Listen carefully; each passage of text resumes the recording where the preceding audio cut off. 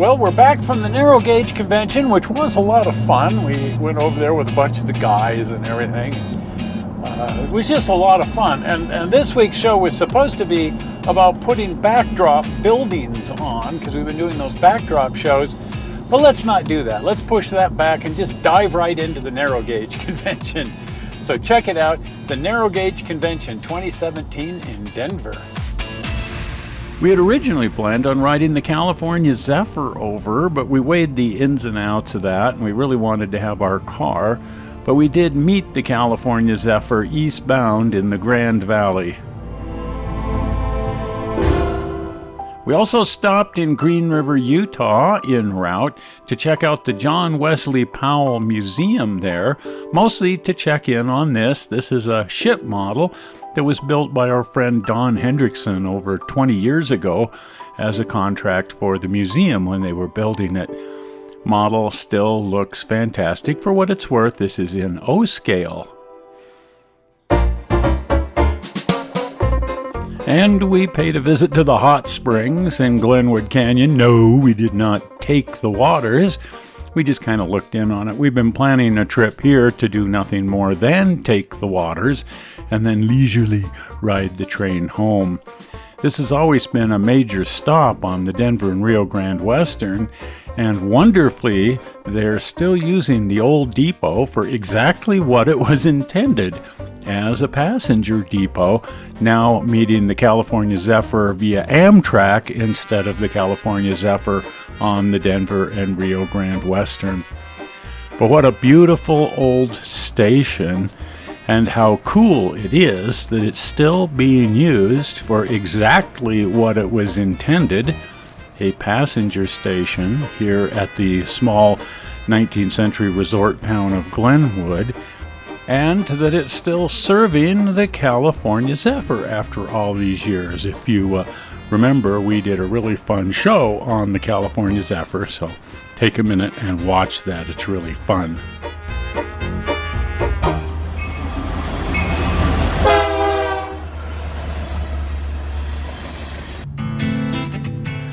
On leaving Glenwood, we proceeded up Glenwood Canyon, paralleling the tracks of the Union Pacific and the Colorado River through Glenwood Canyon.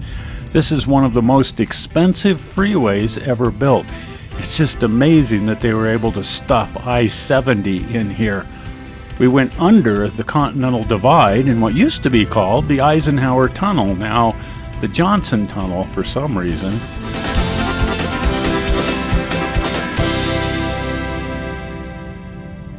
And finally, we arrived at the Narrow Gauge Convention in Denver, this year being held at this really upscale facility in the Denver Tech Center. We immediately hit the dealer room because this is one of the most fabulous parts of any convention, to see what crazy, wonderful stuff has shown up here for sale. We resisted the overwhelming temptation to simply write out a check for everything in the room. The advantage there is not having the necessary $3 or $4 million on hand to do that with. But it's really wonderful to keep up with all the new products from the various suppliers and see some of the wonderful things on display, like these models, just incredible, some of which are actually for sale. But as we planned the 20th scale layout at Garage Mahal, we're starting to pick out some of these various products, and even talking to a couple of the suppliers like these guys here at Banta about custom designing some stuff for us.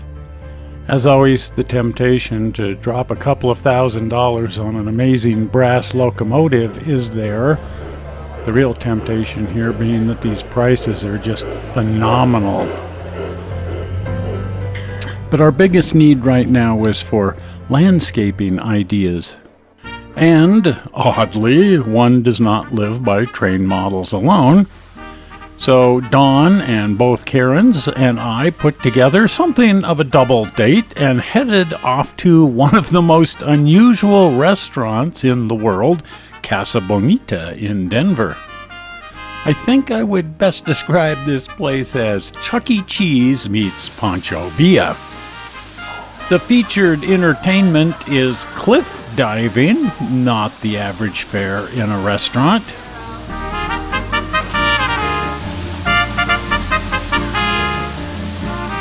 Well, we had a grand time here. In a strange way, this is reminiscent of model railroading, as all of this stuff is sort of artificially created, including the stonework, and did give us some ideas on our model railroads. So we headed back to the convention.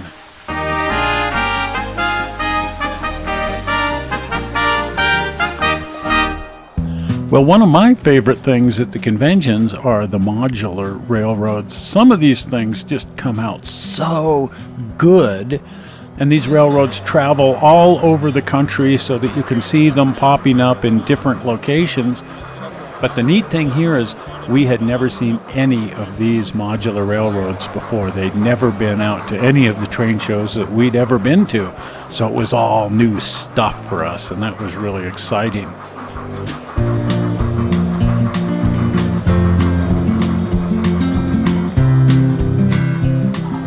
This is one of the incredible modules there. It's by the New Mexico Narrow Gauge Modular Group, and they traveled up from Albuquerque. They did not make the wrong left turn there, and so they were able to make it all the way to Denver with their amazing railroad. Most of the members of the group had put together a couple of different modules, all themed to the Southwest Narrow Gauge. Now, one of the sets of modules featured these amazing ramshackle fallen down structures, a couple of different collapsed water tanks like this one on the roof of the Schmaltz Brewing Company. All of these structures feature board-by-board deconstruction. The water tank here reminds me of the fate of the water tank at Cherry Creek, Nevada. We did the fun little show on that. Last time I saw the water tank, pretty much looked just like that. This is definitely taking weathering to extremes. But a lot of the modules on the railroad were not so deconstructed. This one in particular blew my mind. Very, very Southwest New Mexico looking. I love the use of the photographic backdrop. Really makes it come to life. An amazing example of the Old West look of the Union meets Mexico somewhere in the Southwest desert.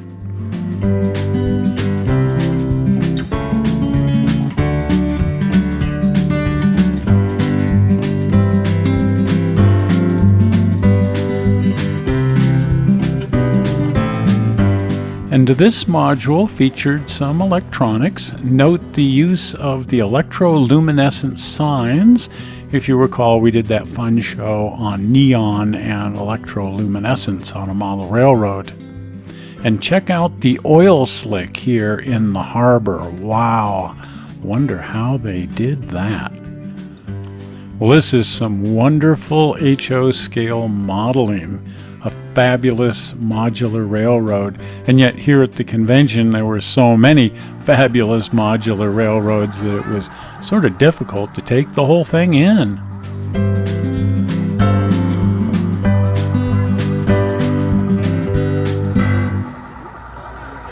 So there you go, the first part of the narrow gauge convention. Many pieces to come. We're still there. We're going to be doing a whole bunch of shows about the Denver Narrow Gauge Convention. So do tune in next week for some more of this fun and frivolity. If you haven't been over to the channel, do pop on over to the channel. And if you haven't subscribed, do subscribe, because you want to be notified of all these fun narrow gauge convention movies that we're putting up. And the way to do that is to click on the infamous blue button if you're ready for it. You ready? Zoink, you see down here where it says subscribe. Click on that, it will make you a subscriber, unless of course you don't see it there, which just means your device doesn't support it. Well, we're not sure how you found this movie on the internet. We hope you didn't find it boring, and we will be back here again next week with some more Denver Narrow Gauge Convention. Check it out.